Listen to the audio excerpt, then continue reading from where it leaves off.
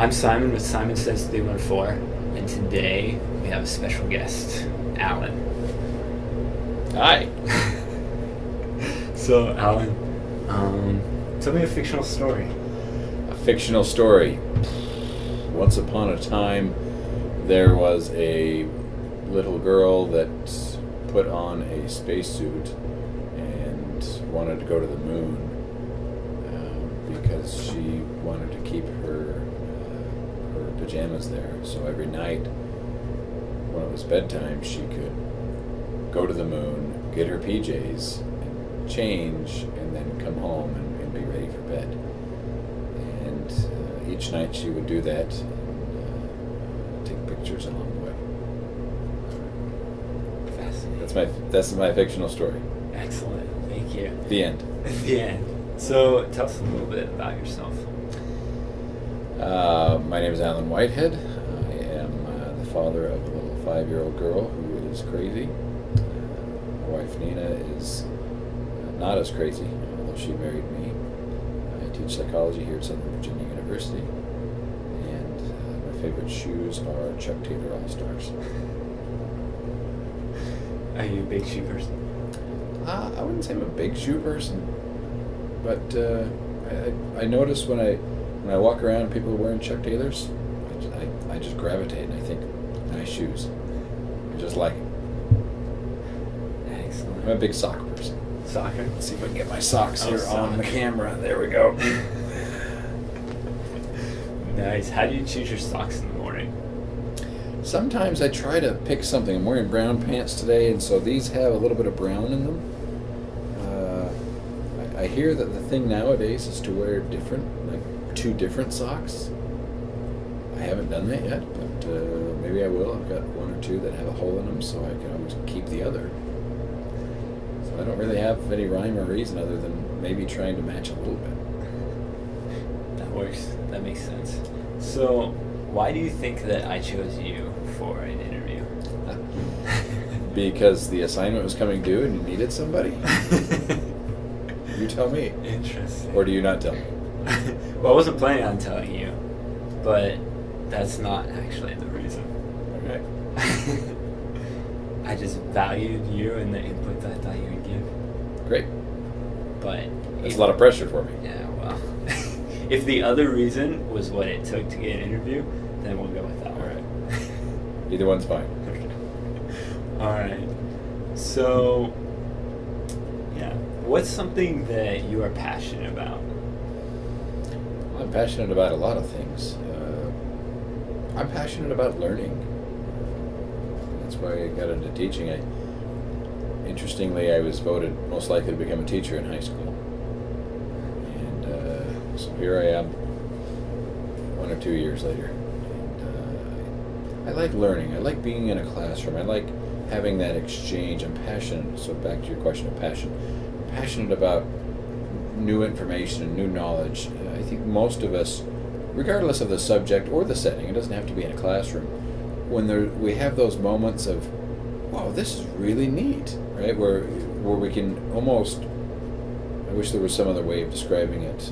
We need a poet in here, but where your mind feels like it's expanding and you feel like it's opening and there's new ideas coming in and you're having a hard time to just keep up with all of the feeling. And sometimes those are small moments and sometimes those are bigger moments.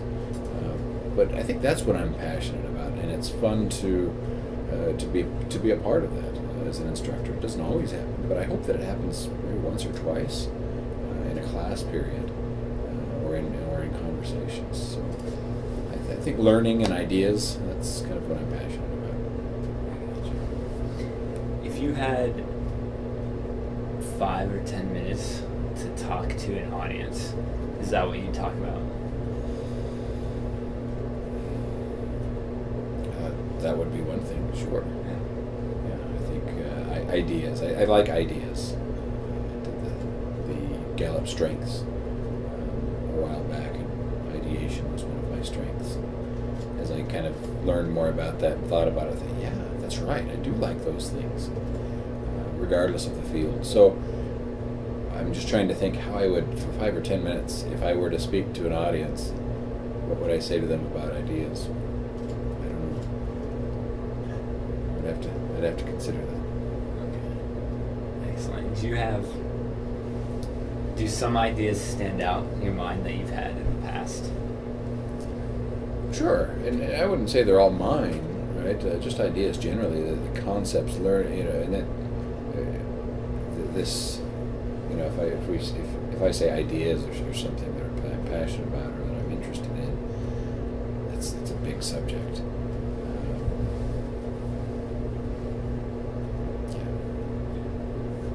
Sure. Okay. Let's jump to phase 3. Phase 3. Phase 3. We've got Right. through 2 whole phases. Can you Oh believe wow! it? All right. Quick interview now. So I do a series of questions that are basically the same for each interviewee. And so the first one, they're typical. So the first one is about love. So the question would be like, do you believe in love? Sure. So what is love?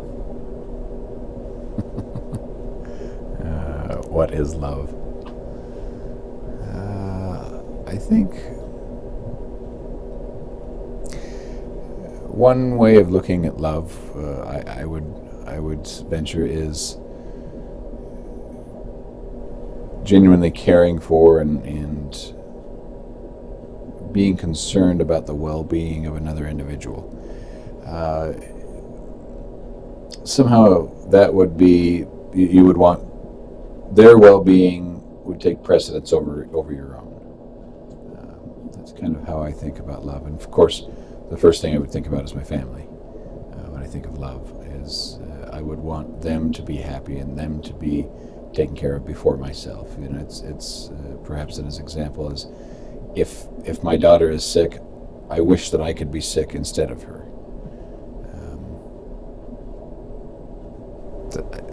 It's a difficult concept to put into words. Yeah, it is. And do you feel like it's an area of growth, like that you've had growth from the area of love? I hope so. Right, I hope so. I hope that it's an area that I am defining and refining in my life, and that I will continue to do so. I hope that I can expand that. Right. And do you feel like it has also refined you as an individual? Again, I would hope so. A lot of that is perhaps I need to be more introspective and consider how my life has changed. But I think that it's refined me. As I've tried to genuinely love, I try to follow the example of the Savior Jesus Christ, and think how can I love other individuals, and how can I be better at that? And I know that I fall short, and there's often times I find myself thinking, well, that's not showing that love or that charity towards someone else. Okay. So the next topic is money. When you think about money, do distinct beliefs come to your mind that you have about money? I don't know if I would say distinct beliefs, but I would say that there's always there's stresses and pressure that come with money. You talk about providing, and there's so many things that come to mind. You think of jobs, you think of providing, you think of is there ever enough money? Yes or no, depending on how you want to look at that. So distinct beliefs, I don't know. That's valid. How much money do you want personally? Lots. No. I wish someone would have, maybe they did, maybe I just didn't, I wasn't open to it. In college I was a history major, and I had the thought, what am I going to do with history? I can't do anything with that. What am I going to do? Teach? Which is ironic. And so I switched to business, thinking, well, I have to be able to make money. But in my mind, there was never any estimation or goal of what does that mean to make money. And where I'm at now, kind of went the long route and got into psychology, and now I'm teaching, which I love. But had I, with my perspective now, I would have thought back then, okay, I want to teach. And if I want to teach, how much money can teachers make? And you can look at various scales and say, okay, I can make that much money. Is that enough for my needs? Yeah, it is. And so you can plan for that. And I love what I'm doing. I love coming into work, and I'm excited about it each and every day. Kind of lost sight of your question. But as far as how much money do I want, I want enough for my needs and my wants.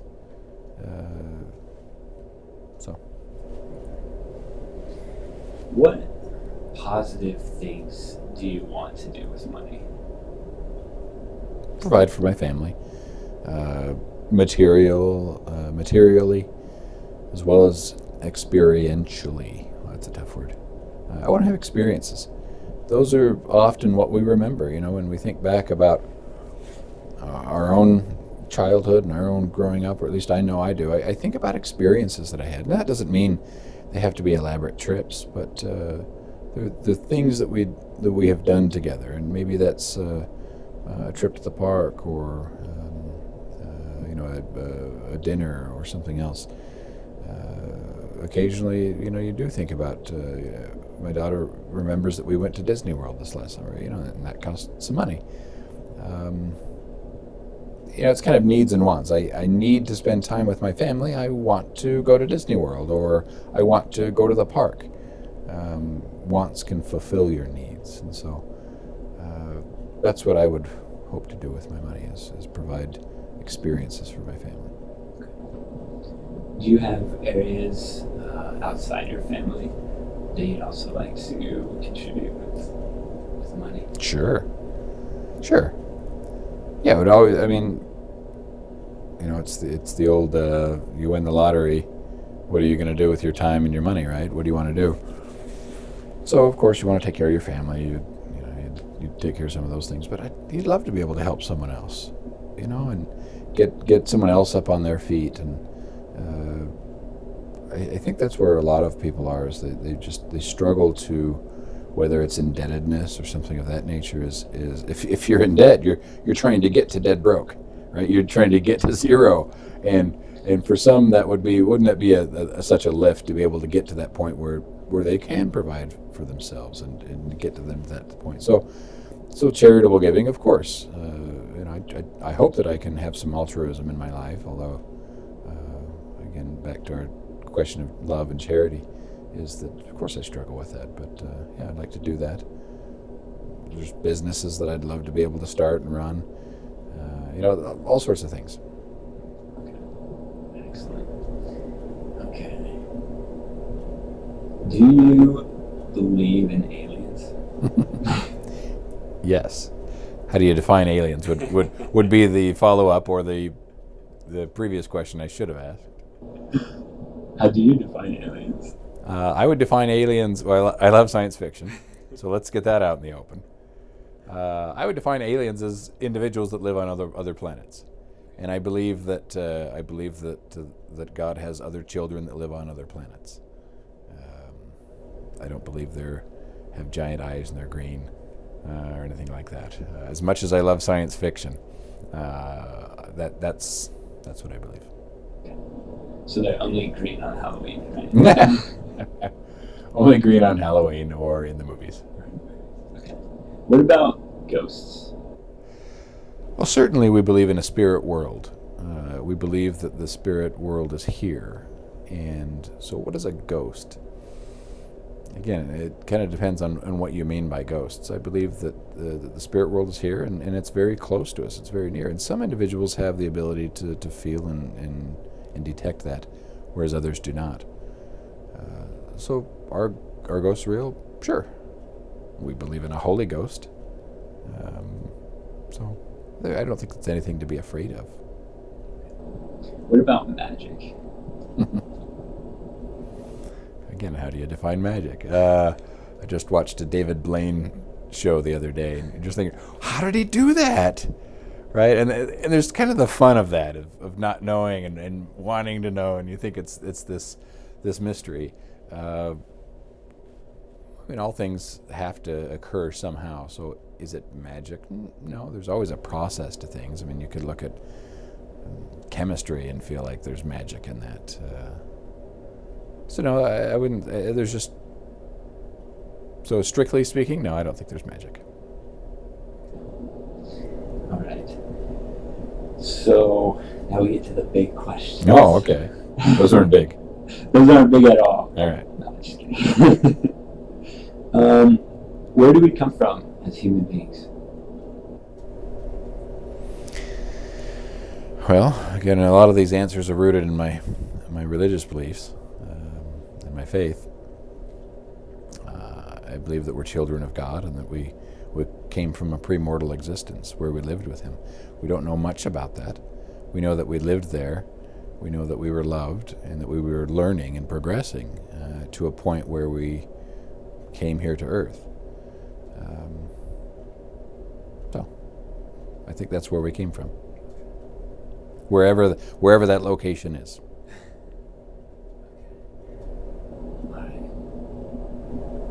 I have to ask.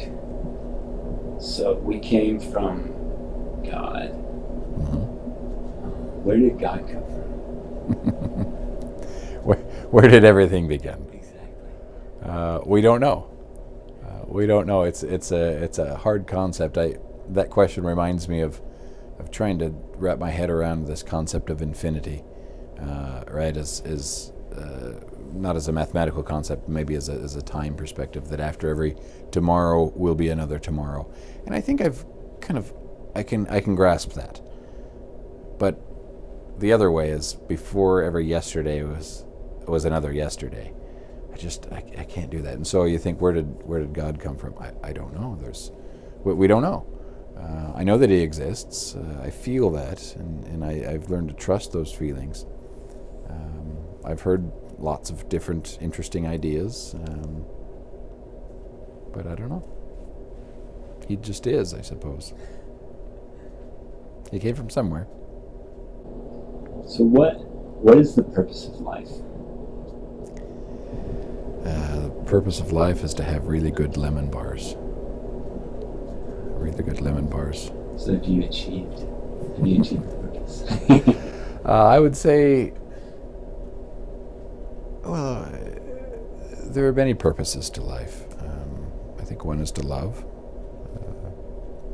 Ultimately, is to gain experience. I think, again, from a religious perspective, and my beliefs is that I'm here in this life to be tested, and I remind myself of that when things aren't going right. When I say going right, I mean what I feel like they should be going. And if I run into something that hurts or is a struggle or is painful because,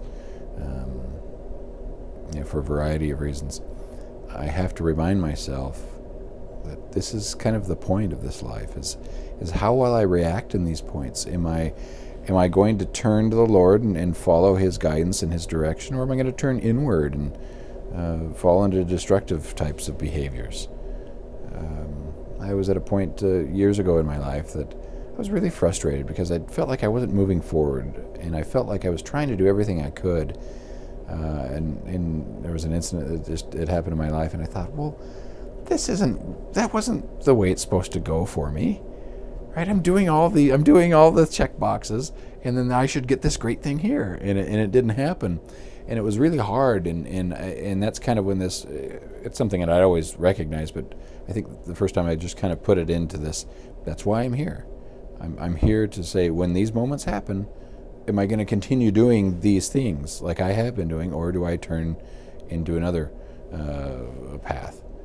And so that's the point. The point is, am I tested am I going to be able to pass? So the point of that test, right? That's I guess the follow-up question here is, what's the point of all that? The point of that is to learn and grow. Back to my passions of having these ideas of learning is, can I control these things? Can I learn to master myself?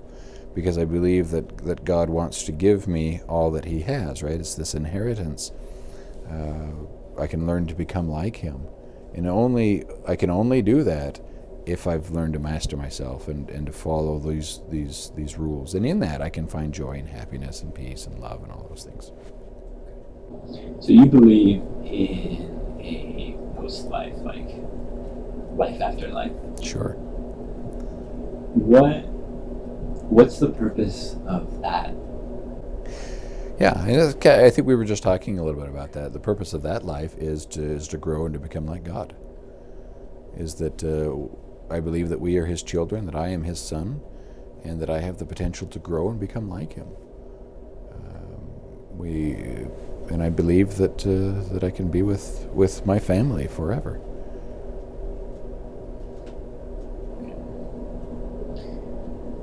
What is your purpose in life? You got to give me something a little bit more on that.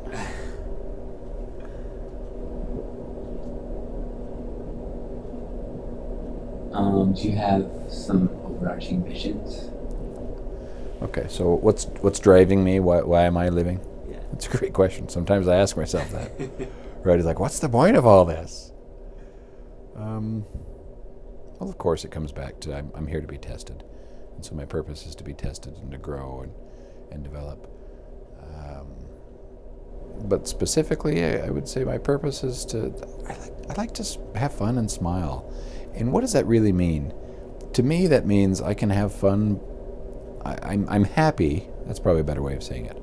My purpose is to be happy. The Prophet Joseph Smith said that happiness is the object and design of our existence, and will be the end thereof if we pursue the path that leads to it. I've loved that statement, and I probably should have used that one earlier. Again, is happiness is the object and design of our existence, and so what's my purpose in life? It's to be happy. It's to be happy, and there's lots of ways of doing that. And the path that I've chosen is through my family and through career, through personal enrichment. Now it makes me want to get in better shape and do all the other things that I want to do that I think make me happy. So you believe in good and evil, correct? Yes. How would you personally define evil?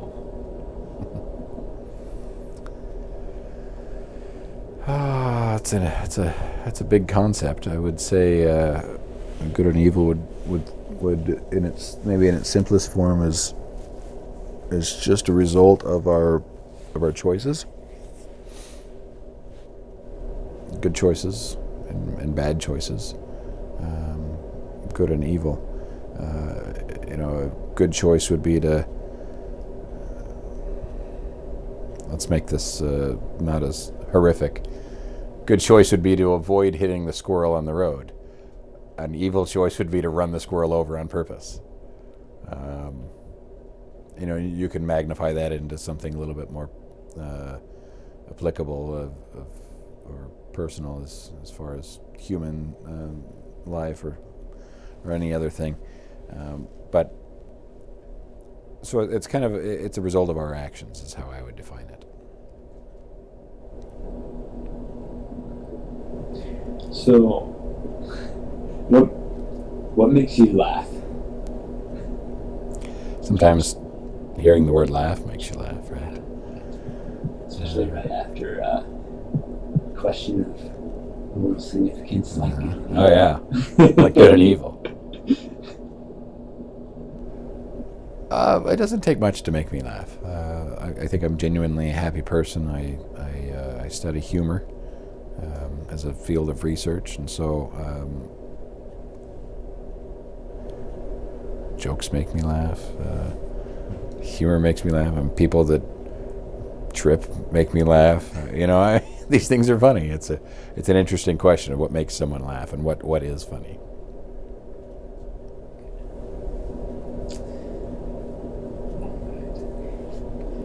Do you have something bigger than yourself that you serve?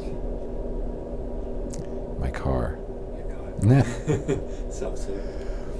My bigger than myself that I serve. Again, religion, the concept, the unit of a family, is bigger than myself. Anything that I'm a part of. I work for a university.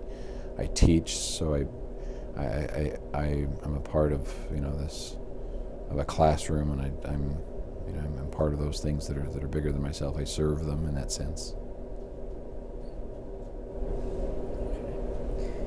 What is something about you that you wish people knew?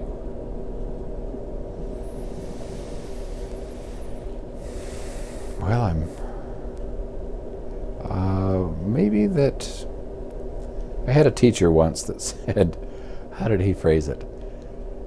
He's like, Alan is kind of like a duck on the water, just kind of cruising along. He seems pretty easygoing, but underneath the water, the feet are just moving real fast. It's the still waters run deep. I'm relatively quiet and reserved, and often don't put my opinion forward relatively quickly. I'm quiet. I guess I wish people would know that. Would know that. Having some conversations or getting to know me as an individual is probably is worthwhile. There's more to me than the person that tends to just be happy and smiley and likes to have a good time. That there's something deeper beneath that.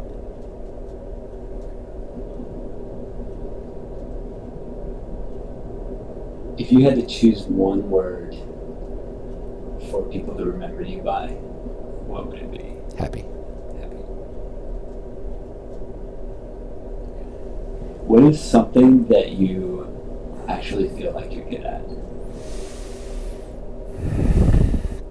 I feel I'm good at basketball, or at least I used to be.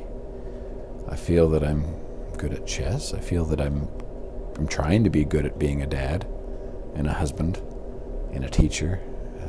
So a lot of these things I feel like I'm trying to be good at them, and in that I'm developing competency and expertise. Will I ever reach that? I hope not. I hope that I continue to strive and want to become better. Good at making pancakes. Good at that. Good at eating. Yeah. A lot of the time, I feel like people don't take the opportunity to appreciate things that they're good at and congratulate themselves. It's hard, isn't it?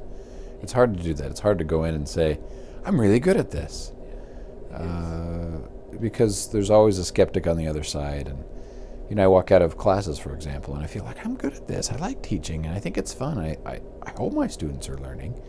But you never quite know, right? And there's some days where you're doing whatever you think you're good at, and you don't get immediate feedback, and you're thinking, well, am I good at it? If I think I'm good at basketball, am I good? What if I lose? Does that mean I'm not good?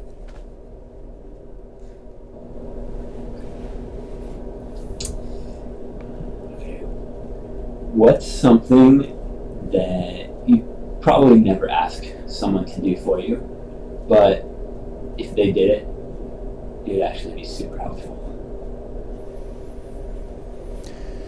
So what is something that if someone did that I would probably never ask for, it would be really helpful? Pay off my student loans? That'd be awesome. Fix my car? I wouldn't really ask someone to do that. It's funny. Most of it would probably come back to money. That money's not a good way of saying it. Resources, right? Is that I just don't. If I'm looking for some help in something, it's because it's a lack of resources. It's not because of an unwillingness to work for it. I like working. I don't have a problem doing that. It's usually just a lack of resources that maybe there's one thing over here that I want, but I can't get there for some reason, and that's fine. I find fulfillment in other things. So. What projects are you working on personally? Writing a dissertation. writing a dissertation certainly is a major project. Developing in my career is always a project. I've had an interesting approach to academics. I'm not kind of a traditional academic. I was an insurance broker for a number of years, and then I got into academic administration, which was a lot of fun, and now I've moved into teaching, which is not the usual path. So that's a project. I have projects at home, and other things that we get to be involved with. I'd like to write a book someday. Maybe a couple, I don't know. Are you working on any? Besides your dissertation? I have ideas. Yeah. I think I'd just like to do it for the challenge of doing it. I'd love to. My mother passed away, about 10 or 12 years ago, and my daughter will never know her in this life, and so I'd love to write a biography on my mother. I think she has some valuable lessons to teach. I'd love to write a fiction book of some type, and I'd love to write a nonfiction book. I have my own little trilogy of odd books. Just to say that I did. I don't know. No one has to buy them or read them, but. Excellent. Sounds like these interviews. Anyway. What are you scared of? It's funny you ask that. I used to say spiders, but now I feel like I don't like spiders, and while I'm still scared of them sometimes, nowadays I just squish them as fast as I can. What am I scared of besides spiders? I don't like bugs.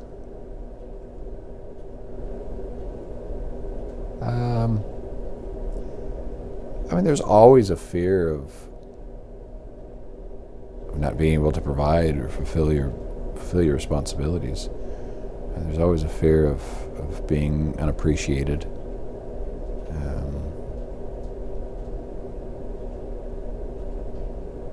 I try not to be afraid of too many things. I think I move forward in confidence and faith in a lot of areas, and I think that overcomes a lot of my fears.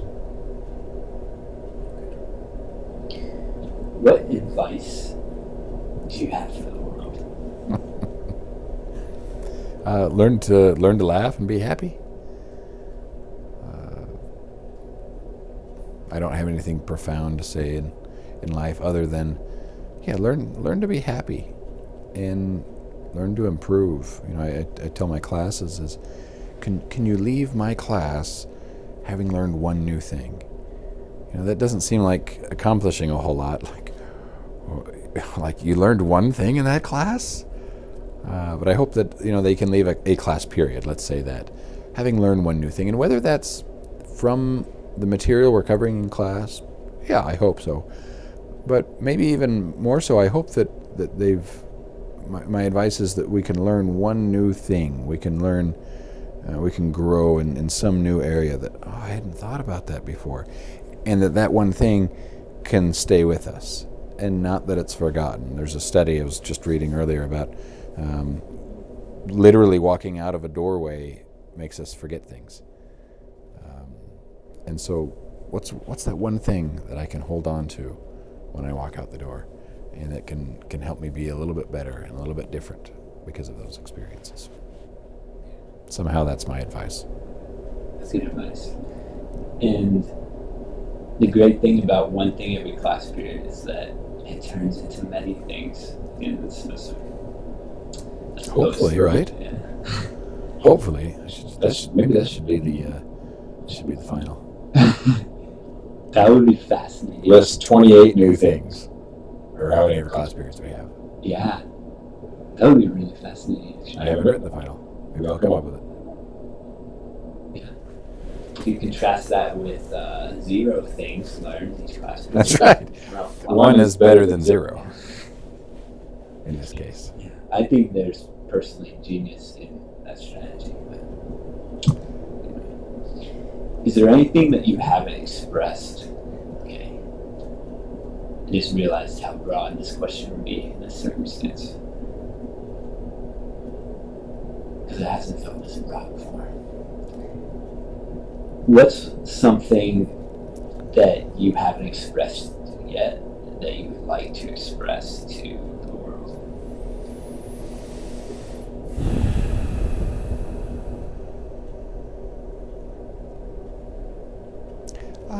I don't know. The first thing that comes to my mind is to be patient with other people. I don't know why. Just to be patient with other people. I guess I'm an optimist, and even in bad situations, I often find myself trying to think, well, maybe this is why that happened. If something bad happens to me, and think, well, maybe this is what happened.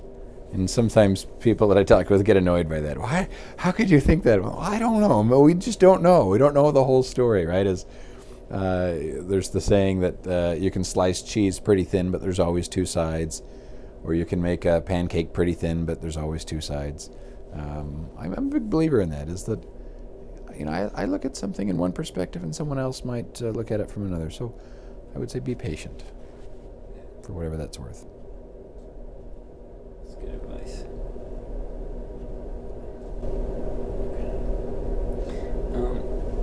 What is your process for figuring out what you want in life?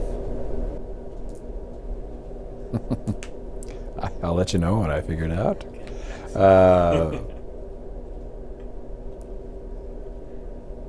I would say that it's some combination of gut feeling with religious promptings, spiritual promptings. Right? Is I feel like this is the right thing to do, and so that's what I should do, and I hope that those feelings come as I'm obedient and focused and attuned to the promptings of the Holy Ghost and the Spirit. What rituals do you take part in?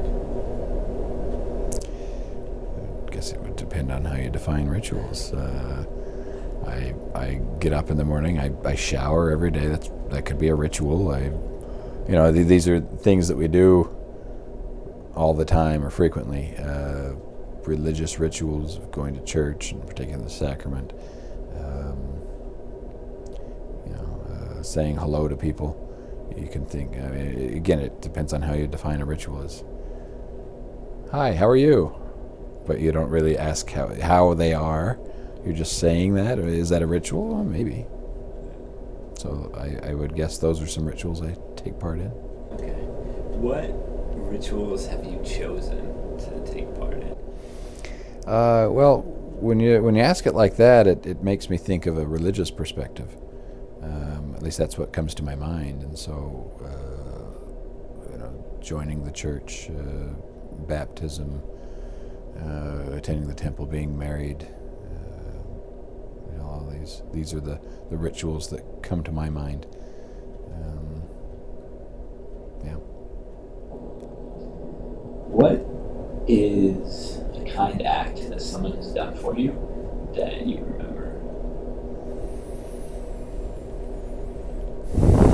Of course, you draw a blank when you say that. Just yesterday, I was. I had some news that I wasn't expecting. It was a little bit off-putting. It was frustrating. And when I saw my wife, she just reached out, and she does this often, but not often. It was purposeful, and she reached out and just took my hand and said, "I'm sorry," and held my hand for a minute, and that was very kind. And that made a big difference in my life. What are you curious about? Now I'm curious about where God comes from. Where did everything begin? I'm curious about a lot of things. I'm curious about what the new Star Wars movie is going to be like. I think that I'm a curious person. I like to investigate things and tinker with things and figure things out. I like to explore, and I'm one of those people. If there are those people, I like to go places and say I've been there. Like if I I've been to a lot of places, and it's fun to be able to say I've been there. And so I'm curious about people and the way they live, and I'm curious about places and things and history, and go climb a mountain and look out over the view, and I'm curious about, wow, this is amazing. Who else has lived here? And there's a town down there. What kind of lives do they live? I guess I'm curious about people. What specific questions do you have that you want answered?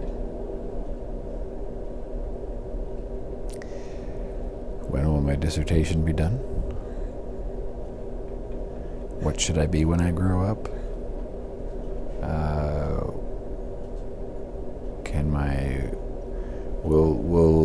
Will my daughter make good choices in her life? She's only 5, so she hasn't made that many choices at this point.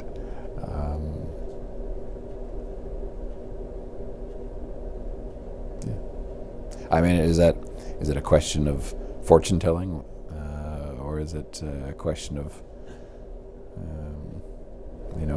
life questions or grand questions? I don't know. I think I formulated it as a question towards ideology, like great questions.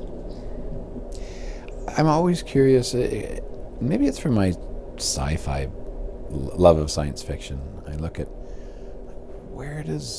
how does all this fit together, and how does the universe, is it created, and where does God come from? I know that He exists. I know that He's real, but I don't know all the answers, and it's not really important, right? If it was, He would tell me, and I just have faith that He loves me, and that I'm His child, and that things will be okay. Just as I ask my daughter to just trust me, and don't worry, things are going to be okay. I'll explain it when you get there. But I'm always curious about those things of how does this happen, and where do things come from?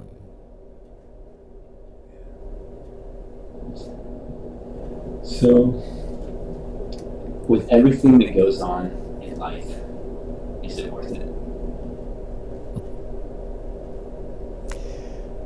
Sure, of course it is. It's worth it if you're happy, right? If happiness is the object and design of our existence, and I believe that it is it worth it? It's worth it if you're happy.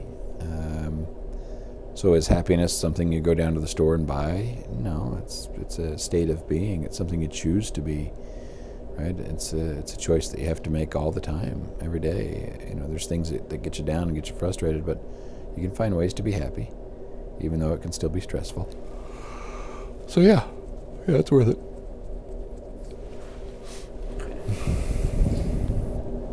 What would someone have to do to you for you to physically harm them? They would have to threaten my family, right? It's amazing how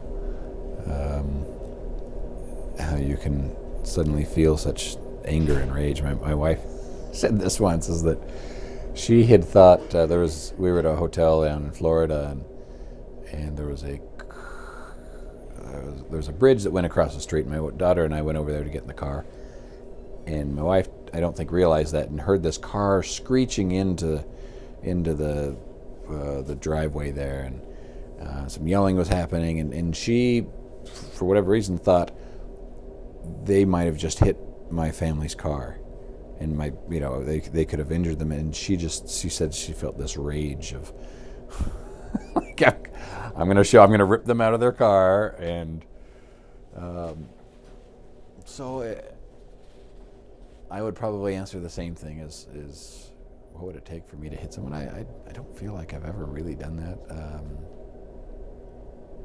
but probably threatening my family would make me want to do that. Should it? Probably not, but it probably would make me feel that way.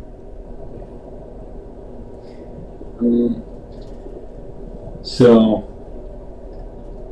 this video gets posted on my YouTube. What questions would you have for a YouTube audience? What questions do I have for a YouTube audience? Was Willy Wonka and the Chocolate Factory better than Charlie and the Chocolate Factory? That's an important question that we all need to ask ourselves. Will they ever make a decent movie of the book Dune? Also very important. It's two questions that centered around movies. That's not good for me. How can we be civil to one another? How do we find civility? The election just happened the other day, and so how do we find civility in what's happening? It's kind of scary sometimes, right? We can be so divisive, and we should be opinionated, and we should share those, and we should express our feelings. But how do we find that civility? And it's got to be an individual choice. So I don't know. If you guys have an answer, let me know. What question do you think I should add to my interviews and have everyone answer?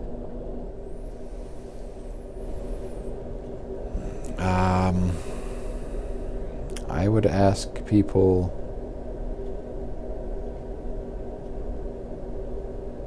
if they could. Let's see, it's a lot of power.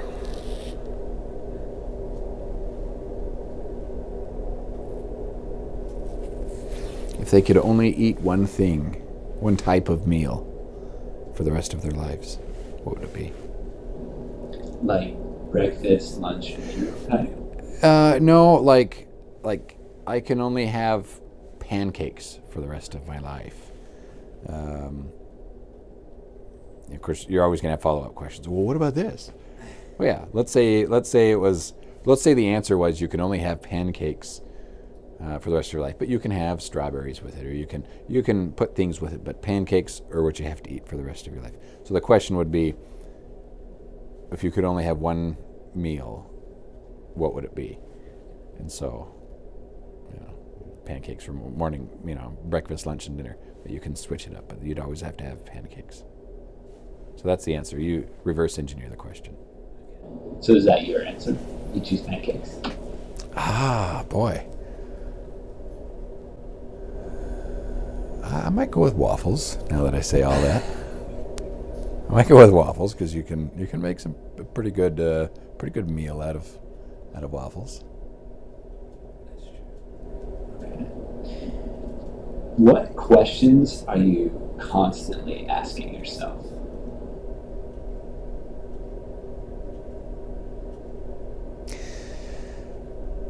I think we all ask, are we good enough? Whatever enough means, whatever standard that is. Are we good enough? What questions am I constantly asking myself? What do I do next? What do I do in this situation? How can I be more kind to other people? How can I have more time? How can I make better use of my time? How can I do it all? I don't know. Now they're all just coming out. Those are all good questions. Who do you know that I should interview?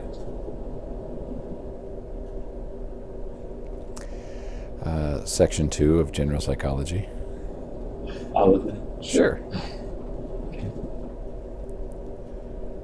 I think Chris Anthony Collins in our class, he'd be a good one. He's from Jamaica. Yeah.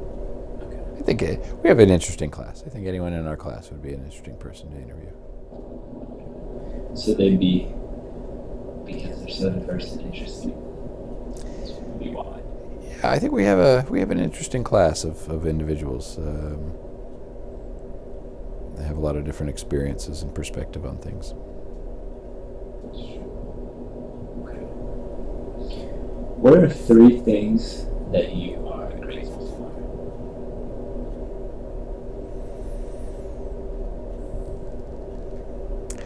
Like, am I answering seriously, or more fun? Whichever, actually. 3 things that I'm most grateful for? That was the question? No, not most. 3 things. Oh, just 3 things that I'm grateful for. Things, yeah. Oh, I don't have to be the most grateful. I don't want to put that kind of Of pressure on. course I would say my family. But if I don't have to say like the most grateful, I'll just say I really am grateful for lemon bars. They make me happy. I love lemon bars. Maybe I'll just pull that back and say food generally. I like food. Food is good. I'm grateful for my body. It needs to be in better shape, but I like that I can do things with it. I feel powerful when I can do things. I feel powerful when I can go run.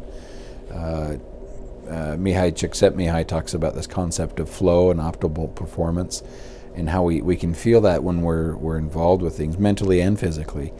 And even when I just read about these concepts, I feel powerful for it, and I like that concept. So let's see, food, specifically lemon bars. I'm grateful for my body and the ability I have to do things and experience things.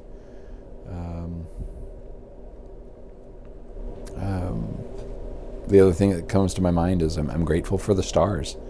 That sounds a little cheesy, I know, but I love astronomy. I've always loved looking up at the night sky, and just last night I was admiring and thinking, looking at the moon and thinking, this is pretty cool. Maybe it's the sci-fi nerd in me. And of course my family. Of course. All right. So I snuck a 4th in there. It's okay. All right, well, thank you for meeting with me. Yeah. For answering the hard questions. And for everyone watching, enter some of his questions in the comments. Will they ever make a Good Dude movie? Let's see, what's the other one? How is the new Star Wars movie going to be? Which is better, the Willy Wonka That's or it. the Charlie and the Chocolate Factory? Yeah. Which movie is better, Willy Wonka and the Charlie Factory? Different. Anyway, also the very important question about how we can be civil to one another.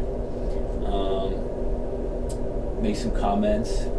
If you want more content like this, subscribe. And as always, be happy.